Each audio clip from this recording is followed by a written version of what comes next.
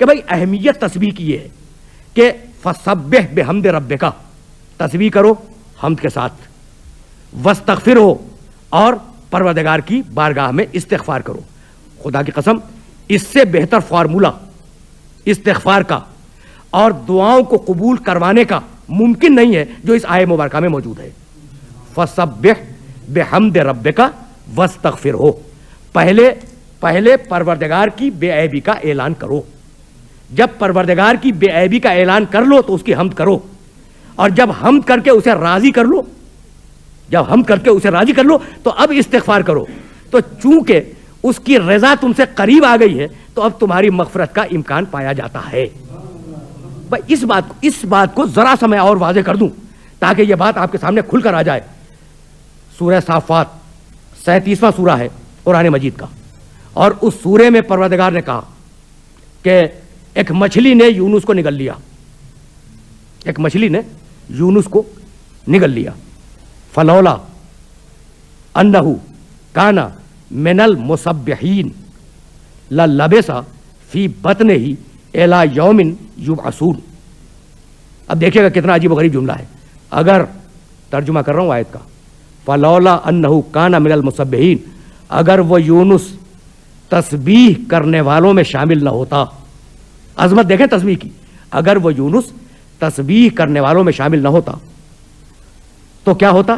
لبث فی بطنہ الی یوم یبعثون، تو قیامت تک اسی مچھلی کے پیٹ میں رہتا. تسبیح نے یونس کو بچا لیا. کتنی عظیم ہے تسبیح، اللہ کی تسبیح کتنی عظیم ہے.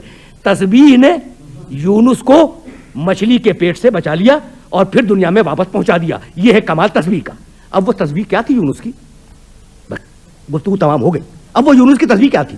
تو دوسری منزل فکر پر پروردگار عالم نے یونس کی تسبیح بتلائی. لا الہ الا انت سبحانک انی کنت من الظالمین. بھائی عجیب و غریب مرحلہ فکر ہے. اب دیکھیے یہ تسبیح اگر سمجھ میں آ گئی تو میں سمجھوں گا کہ میرا آج کا پیغام مکمل ہوا اور میری گفتگو تمام ہو گئی. لا الہ الا انت، پروردگار کوئی معبود نہیں ہے، فقط تو معبود ہے.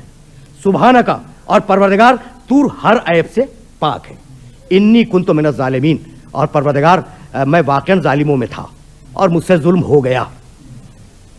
قرآن کہتا ہے اس آیت کے بعد پروردگار کے جملوں کو کوٹ کیا قرآن مجید نے کہ ہم نے یونس کو غم سے نجات دے دی، ہم نے یونس کو بچا لیا، ہم نے یونس کو نجات دے دی غم سے، اور ہم نے یونس کو بچا لیا. وہ فارمولہ کیا ہے؟ کس بنیاد پہ نجات دے دی؟ لا الہ، پہلے سارے باطل خداؤں کی نفی کرو. الا انت، پھر اس کی بارگاہ میں ہدیہ عبودیت اور ہدیہ بندگی پیش کرو. سبحانک، پھر اس کو ہر عیب سے مبرہ قرار دو. جب 3 مرحلوں سے گزر لو تو پھر کہو انی کنت من الظالمین، پروردگار میری دعا کو قبول کر لے اور میری توبہ کو قبول کر لے. تو اگر ان 3 مرحلوں سے گزر کر تم اس کی بارگاہ میں جاؤ گے تو تمہاری دعا کا اور تمہاری توبہ کا قبول ہونا حتمی اور یقینی بن جائے گا. وآخر دعوانا ان الحمد للہ رب العالمین.